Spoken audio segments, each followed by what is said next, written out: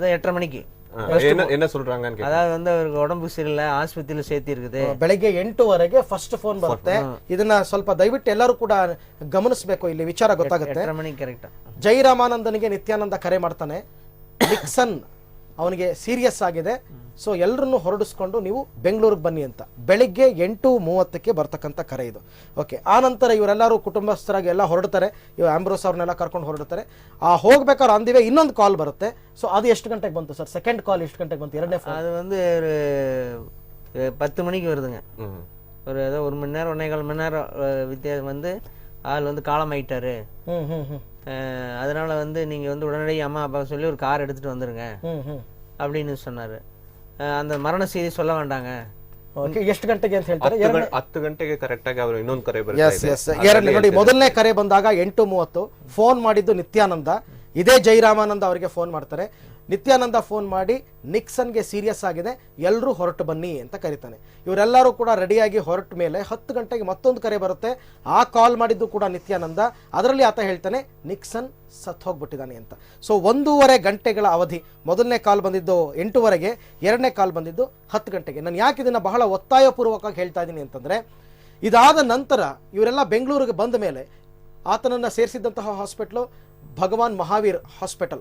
ಅಲ್ಲಿ ಒಂದು ರಿಪೋರ್ಟ್ ಇರುತ್ತೆ. ಆ ರಿಪೋರ್ಟ್ನಲ್ಲಿ ನಿಕ್ಸನ್ನ ಕರ್ಕೊಂಡು ಬಂದು ಅಡ್ಮಿಟ್ ಮಾಡಿದ್ದು 10 ಗಂಟೆಗೆ, ಅವನು ಸತ್ತಿದ್ದು 12:30ಕ್ಕೆ, ಅಂದರೆ 12ರಿಂದ 12:30 ಆಸುಪಾಸಿನಲ್ಲಿ ಅಂತ ಹೇಳ್ತಾರೆ.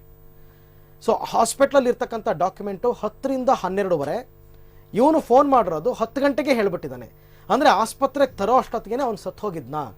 ಸತ್ತೋಗಿದ್ರು ಕೂಡ 2 ಗಂಟೆ ನಂತರ ಆಸ್ಪತ್ರೆಯವರು ಇವನು ಸತ್ತ ಅಂತ ಹೇಳೋದಕ್ಕೆ ಆಸ್ಪತ್ರೆಯವ್ರ ಮೇಲೆ ಕೂಡ ಇವನು ಒತ್ತಡ ಹೇರಿದ್ನಾ? ಅನುಮಾನ ಬರದೇ ಇರುತ್ತಾ? ಖಂಡಿತ ಅನುಮಾನ ಬರುತ್ತೆ. ಓಕೆ, ಇದೆಲ್ಲದರ ವಿಚಾರವಾಗಿ ಎಲ್ಲೋ ಒಂದು ಕಡೆ ಕ್ರಿಮಿನಲ್ ಆಕ್ಟಿವಿಟಿ ನಡೆದಿದೆ ಅಂತಕ್ಕಂಥ ಅನುಮಾನ ಬಂತು. ಈಗ ನಾನು ಬಾವ ಅವರ ಹತ್ರ ಹೋಗ್ತಾ ಇದ್ದೀನಿ. ಸರ್, ಇಡೀ ಪ್ರಕರಣ ನೀವು ನೋಡಿದಿರಾ, ಚರ್ಚೆ ಎಲ್ಲ ಕೇಳಿದಿರಾ, ಮೇಲ್ನೋಟಕ್ಕೆ ಒಬ್ಬ ಪೊಲೀಸ್ ಆದಂತಹ ಸಂದರ್ಭದಲ್ಲಿ ಇದೆಲ್ಲ ಕೇಳಿದಾಗ ಏನಂತ ಅನ್ಸುತ್ತೆ ಸರ್? ಇದರಲ್ಲಿ ಕೆಲವು ಸಂಶಯಗಳು ಖಂಡಿತ ಬರ್ತಾ ಇದೆ. ಒಂದು, ಇವರು ಫೋನ್ ಮಾಡಿ ಅವ್ರು ಹಣ ಸುಟ್ಟು ಬಿಡಿ ಅಂತ, ಅದು ಭಾರಿ ಇಂಪಾರ್ಟೆಂಟ್. ಹೌದು ಹೌದು. ಅವ್ರಿಗೆ ಅದು ಏನು ನ್ಯಾಚುರಲ್ ಡೆತ್, ಅವ್ರು ಸುಟ್ಟಾದ್ರೆ ಬಿಡಲಿ, ಹೂತಾದ್ರೆ ಹೂತಲಿ, ಅವರ ಕ್ರಮ ಅವರ ಯಾವ ಧರ್ಮ ಪ್ರಕಾರ ಮಾಡಲಿ, ಅವ್ರಿಗೆ ಇವ್ರು ಸಂಬಂಧಪಟ್ಟಿದ್ದಲ್ಲ. ಎಸ್, ಒಂದು. ಎರಡನೇದು, ಇವನು ಊರಿಗೆ ಹೋದಾಗ ಚೆನ್ನಾಗಿದ್ದ, ಊರಿಗೆ ಬಂದು 3 ದಿವಸದಲ್ಲಿ ಈಗ ಆಯ್ತು ಅಂತ ಒಂದು ಫೋನು, ಅದೊಂದು ಎರಡನೇದು. ಮೂರನೇದು, ಇವರಿಗೆ ಫೋನ್ ಮಾಡುವಾಗ ಆರಾಮಿಲ್ಲ ಅಂತಂದು ಇವರಿಗೆ ಸರಿಯಾಗಿ ಹೇಳ್ಬೋದಿತ್ತು, ಕುಟುಂಬಕ್ಕೆ ಬೇಕಾದ್ರೆ ಹೇಳಬೇಡ ಅಂತ ಒಂದು ಏಕ್ದಮ್ ಶಾಕ್ ಆಗುತ್ತೆ ಅಂತ ಹೇಳ್ಕೊಂಡು ಸಹಜವಾಗಿ ಕೆಲವರು ಮಾಡ್ತಾರೆ. ಒಂದು ಆಕ್ಸಿಡೆಂಟ್ ಆದರೆ ಸತ್ರ ಹೇಳಲ್ಲ ಅಂತ. ಅದೊಂದು ಅದು ಅದು ಇವರಿಗೆ ಅದು ಮುಚ್ಚಿಡುವಂಥದ್ದು ಏನು ಇರಲಿಲ್ಲ. ಮತ್ತು ಇವನು ಹಾಸ್ಪಿಟ್ಲಲ್ಲಿ ಜಾಸ್ತಿ ಹೊತ್ತಿರಲಿಲ್ಲ, ಬಟ್ ಸಡನ್ ಬಂದು ಹೋಗುವಂಥ ಕಾಯಿಲೆ, ಅಷ್ಟು ಒಂದು ಆರಾಮಿಲ್ಲದೆ ಹೋಗಿದ್ರೆ, ಅಷ್ಟು ಬಂದ ಅಡ್ಮಿಟ್ ಆದ ಸತ್ತ ಅಂದ ಕೂಡಲೇ ಇದನ್ನೊಂದು ಪೊಲೀಸ್ ರಿಪೋರ್ಟ್ ಕೊಡಲೇಬೇಕಾಗುತ್ತೆ. ಹೌದು, ಅಂದರೆ ಇದು ನ್ಯಾಚುರಲ್ ಡೆತ್ ಅಲ್ಲ. ಹೌದು. ನನಗೆ ನೀವೊಂದು ವರದಿ ಹೇಳಿದ್ರಿ, ಅಲ್ಲಿ ಅವನು ತಲೆ ಇದು ಇತ್ತು, ಕಿಡ್ನಿ ಹಾಳಾಗಿತ್ತು, ವಿಷ ಇದಿತ್ತು, ಅದು ಯಾವ ಆಧಾರದ ಮೇಲೆ ಡಾಕ್ಟರ್ ಕೊಟ್ಟರು ಅಂತ ಕೂಡ ನನಗೆ ಭಾಳ ಸಂಶಯ. ಅದು ಹೆಂಗೆ ಹಂಗೆ ಕೊಡೋಕ್ಕೆ ಬರಲ್ಲ. ಅದು ಅನ್ಲೆಸ್ ಅಂಟಿಲ್ PM ಆಗದೆ, ಪೋಸ್ಟ್ ಮಾರ್ಟಮ್ ಆಗದೆ, ಅದು ಕೊಡಲಿಕ್ಕೆ ಸಾಧ್ಯ ಇಲ್ಲ. ಅದು ಪೋಸ್ಟ್ ಮಾರ್ಟಮ್ ಆದ ನಂತರನೇ ಪೂರಾ ಇಂಥದ್ದು ರಿಪೋರ್ಟ್ ಕೊಡಬೇಕು. ಇದು ಪೋಸ್ಟ್ ಮಾರ್ಟಮ್ ಆಗಲೇಬೇಕಾಗಿತ್ತು. ಯಾಕಂದ್ರೆ ಹಾಸ್ಪಿಟಲ್ ಬಂದು 2 hours ತೀರೋಗಿದ್ದಾನೆ. ಡಾಕ್ಟರ್ ರಿಪೋರ್ಟ್ ಪ್ರಕಾರ ಆದರೂ 2 hours ಡಿಫರೆನ್ಸ್. ಯಾವುದೇ ಇದೊಂದು ನ್ಯಾಚುರಲ್ ಡೆತ್ ಅಲ್ಲ, ಅನ್ಯಾಚುರಲ್ ಡೆತ್ ಅಂತ ಆಗುವಾಗ ಇದ್ರದ್ದು ಇಂಟಿಮೇಷನ್ ಹಾಸ್ಪಿಟಲ್ ಇದ್ರೂ ಕೂಡ ಕೊಡಬೇಕಾಗಿತ್ತು. ಹಾಸ್ಪಿಟಲ್ ಏನು ಇನ್ಫ್ಲೂಯೆನ್ಸ್ ನಡೆದು ಯಾವ ಹಾಸ್ಪಿಟಲ್ ಕೂಡ ಬಿಡೋಲ್ಲ. ಅದು ನಮ್ಮಲ್ಲಿ ಡೆತ್ ಆಗಿದೆ ಅಂತ ಹೇಳ್ಕೊಂಡು ಅವ್ರು ಮತ್ತೆ ಸರ್ಟಿಫಿಕೇಟ್ ಕೊಡ್ತಾರೆ. ಅದು ಯಾವ ಆಧಾರದ ಮೇಲೆ ಸರ್ಟಿಫಿಕೇಟ್ ಕೊಟ್ಟಿದ್ದು, ಎರಡು ಸಂಶಯ ಬರ್ತದೆ. ಆದ್ರೆ ಒಂದು, ಈಗ 12 ವರ್ಷ ಇವರು ಸುಮ್ಮನೆ ಯಾಕೆ ಕೂತರು ಅಂತ ಒಂದು ಪ್ರಶ್ನೆ ನಡುವೆ ಕಾಡ್ತಾ ಇದೆ, ಒಂದು ಉದ್ಭವ ಆಗ್ತದೆ.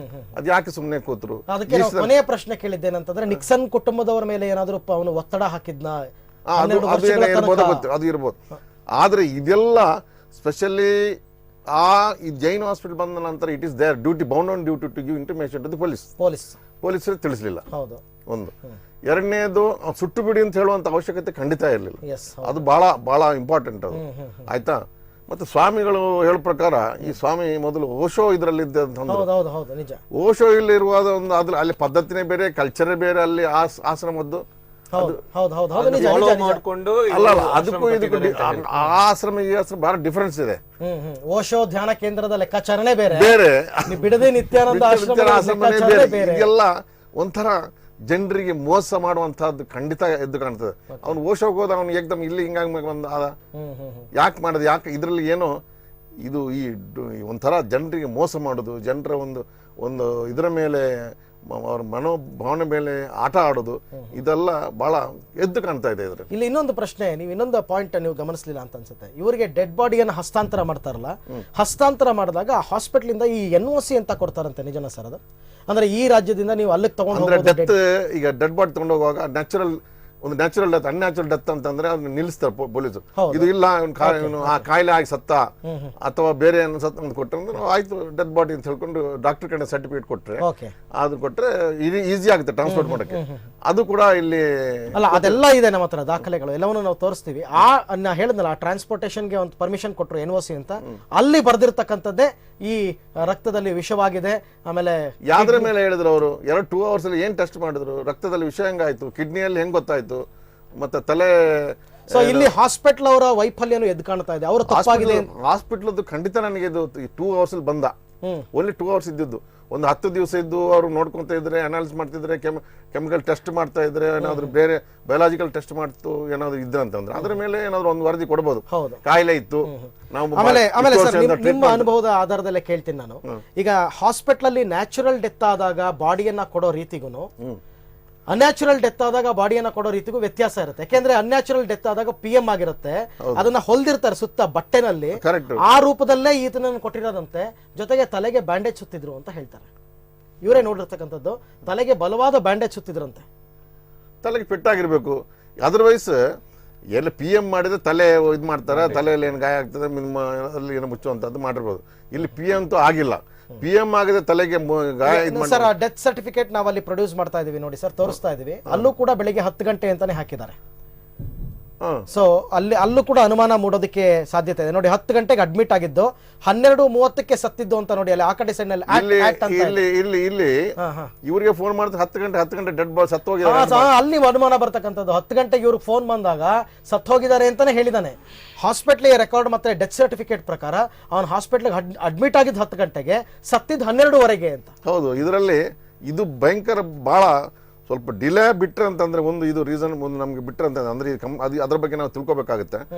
ಈ ಮೆಡಿಕಲ್ ಇದು ಯಾವುದೇ ಪ್ರೈವೇಟ್ ಹಾಸ್ಪಿಟಲ್ ಅಷ್ಟು ಸುಲಭದಲ್ಲಿ 10 ಗಂಟೆ ಅಡ್ಮಿಟ್ ಆಗಿ 12 ಗಂಟೆಗೆ ಸತ್ತು ಹೋಗ್ಬಿಟ್ರು ಅಂತಂದ್ರೆ ಇಂಥ ಸರ್ಟಿಫಿಕೇಟ್ ಕೊಡೋದು ನನಗೆ ಇದು ಫಸ್ಟ್ ಟೈಮ್ ನೋಡಿದ್ದು. ಒಂದು ಯಾವುದೇ ಒಂದು ಅನಾಲಿಸಿಸ್, ಒಂದು ಎಕ್ಸಾಮಿನೇಷನ್ ಅಥವಾ ಟೆಸ್ಟ್ ಇಲ್ಲದೆ, ಒಂದು ಲ್ಯಾಬೊರೇಟರಿ ಟೆಸ್ಟ್ ಯಾವ್ದು ಮಾಡದಂತ ಇಂಥ ಸರ್ಟಿಫಿಕೇಟ್ ಕೊಟ್ಟಿದ್ದು.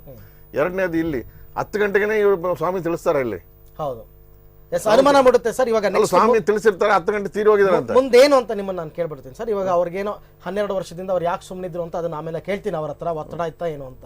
ಈಗ ಇವರು ನಮಗೆ ನ್ಯಾಯ ಕೊಡಿಸಿ ನಮ್ಮ ಅಣ್ಣಂದು ಅನ್ಯಾಚುರಲ್ ಡೆತ್ ಏನಾಗಿದೆ ಅಂತ ತನಿಖೆಗೆ ಈಗ ಇವರು CM ಹತ್ರ, ರಾಜ್ಯಪಾಲರ ಹತ್ರ, DGP ಹತ್ರ, ಮಾನವ ಹಕ್ಕು ಆಯೋಗದ ಹತ್ರ ಇವಾಗ ರಿಪೋರ್ಟ್ ಮಾಡಿದ್ದಾರೆ. ಈಗ ಮುಂದೆ ಏನ್ ಪ್ರೊಸೀಡಿಂಗ್ಸ್ ಆಗಬಹುದು ಅಂತ ತಾವು ಹೇಳ್ಬೋದು ಸರ್? ಇಲ್ಲ, ಇದ್ರ ಬಗ್ಗೆ ಒಂದು ವಿಚಾರಣೆ ಖಂಡಿತ ಒಂದು ಫ್ರೀ ಆಗಿರುವಂತಹದ್ದು ಒಂದು CIDನೋ ಅವರೇನು ಎನ್ಕ್ವೈರಿ ಮಾಡಿದಂಥದ್ದು ಸತ್ಯ ಸಂಗತಿ ಎಲ್ಲ ರೆಕಾರ್ಡ್ಸ್ ತೆಗೆದ್ರೆ ಖಂಡಿತ ಗೊತ್ತಾಗುತ್ತೆ. ಯಾರ್ಯಾರು ಲ್ಯಾಬ್ಸ್ ಏನೇನಿದೆ ಅಂತ ಹೇಳಿ ಖಂಡಿತ ಗೊತ್ತಾಗ್ತದೆ. ಈ ಮೆಡಿಕಲ್ ಡಾಕ್ಟರ್ ಹೇಗೆ ಕೊಟ್ಟರು ಸರ್ಟಿಫಿಕೇಟು, ಇವರು ಫೋನ್ ಮಾಡಿರ್ತಾರೆ, ಇವರು ಬರ್ತಾರೆ ಅಲ್ಲಿಂದ, ತಂದೆ ತಾಯಿ ತಿಳಿಸ್ಬೇಡ ಅಂತ ಹೇಳ್ತಾರೆ, ಇವನ್ನೆಲ್ಲ ವಿಚಾರ ಬರ್ತದೆ. ಆಗಿರುವಾಗ ಎಲ್ಲೇ ಒಂದು ಲ್ಯಾಬ್ಸಸ್ ಕಾಣ್ತದೆ, ಅಥವಾ ಇಲ್ಲಿ ಏನೋ ಹೆಚ್ಚು ಕಡಿಮೆ ಆಗಿ ಆಶ್ರಮದಲ್ಲಿ ಆ ಒಂದು ಸ್ವಾಮಿಗಳ ಇನ್ಫ್ಲೂಯೆನ್ಸ್ ಇಂದ ಹೀಗೆ ಆಗಿರಬಹುದು. ಸೊ ಇವರು ಅವಕಾಶ ಇದೆ ಅಲ್ವಾ ಸರ್? ಹಾಗೆ ಲೀಗಲಿ ಫೈಟ್ ಮಾಡೋದಕ್ಕೆ ಅವಕಾಶ ಇದೆ ಇವರಿಗೆ. ಈ ಎನ್ಕ್ವೈರಿ ಮಾಡಿಸುವಂತ ಅವಶ್ಯಕತೆ ಇದೆ. ಈಗ ಇಮಿಡಿಯೇಟ್ ಆಗಿದ್ರೆ ಅದನ್ನ ಇಮಿಡಿಯೇಟ್ ಆಗಿದ್ರೆ ಏನೋ ಒಂದು ಕಂಪ್ಲೇಂಟ್ ಕೊಟ್ಟಿದ್ರೆ ಅಲ್ಲೇ ಬಾಡಿ ಎಕ್ಸ್ಯೂಮ್ ಮಾಡಿ. ಈಗ 12 ವರ್ಷ ಆಗೋಗಿದೆ, ಮಾಡಕ್ ಆಗಲ್ಲ. ಅದ್ರ ಬೋನ್ಸ್ ಇದೆ ಗೊತ್ತಿಲ್ಲ, ಅದ್ರ ಮೇಲೆ ಬರುತ್ತೆ, ಇದಾಗುತ್ತೆ, ಪಾಯ್ಸನ್ ಅದೆಲ್ಲ ಸಿಗ್ತದೆ. ಕ್ರಿಶ್ಚಿಯನ್ಸ್ ಅಲ್ಲಿ ಕಾಫಿನಲ್ಲಿ ಹಾಕಿ ಬರಿ ಬಾಡಿನ ಬರಿ ಮಾಡೋದ್ರಿಂದ ಬೋನ್ಸ್ ಅದು ಇದು ಏನಾದ್ರು ಸಿಗಬಹುದು, ಇಲ್ಲ ಬಾಕ್ಸ್ ಸಿಗಬಹುದು ಅಂತ ಒಂದು ಬಾಕ್ಸ್ ಸಿಕ್ಕಿದ್ರು ಬಾಡಿ ಇದಾಗಿರ್ತದಲ್ಲ, ಪರವಾಗಿ. ಆದ್ರೆ ಬೋನ್ಸ್ ಅಲ್ಲಿ ಏನಿದೆ, ಈಗ ತಲೆಗೆ ಪೆಟ್ಟಾಗಿದ್ರೆ ಫ್ರಾಕ್ಚರ್ಸ್ ಗೊತ್ತಾಗುತ್ತೆ. ಸೊ ತನಿಖೆ ಮಾಡಿಸುವಂತಹ ಎಲ್ಲಾ ಅವಕಾಶಗಳು ಇವರಿಗಿದೆ ಅಲ್ವಾ? ಖಂಡಿತ ಇದೆ. Yes Baba sir, thank you very much. ಸಾಕಷ್ಟು ವಿಚಾರಗಳು ತಿಳಿಸ್ಕೊಟ್ಟಿದ್ದೀರಾ, ಧನ್ಯವಾದ ತಮಗೆ. ಸೊ ಇನ್ನೊಂದು ಅಂಶ ನಿಮಗೆ ಆಶ್ಚರ್ಯ ಆಗ್ತಾ ಇರ್ಬೋದು. ಈಗ ಬಾಬಾ ಅವರು ಹೇಳದಂತೆ ಈ ರಿಪೋರ್ಟ್ ಅನ್ನ ಕೊಡೋದಕ್ಕೆ ಸಾಧ್ಯ ಹೇಗೆ, ಅವನಿಗೆ ಏನು ಕಾಯಿಲೆ ಆಗಿರ್ಬೋದು, ಇದ್ರ ಬಗ್ಗೆ ಮಾತಾಡೋದಕ್ಕೆ ತಜ್ಞ ವೈದ್ಯರೊಬ್ಬರು ನಮ್ಮ ಜೊತೆ ಜಾಯ್ನ್ ಆಗ್ತಾ ಇದ್ದಾರೆ. ಅವ್ರ ಜೊತೆ ಕೂಡ ಮಾತನಾಡ್ತೀನಿ ಒಂದು ಪುಟ್ಟ ಬ್ರೇಕ್ನ ನಂತರ.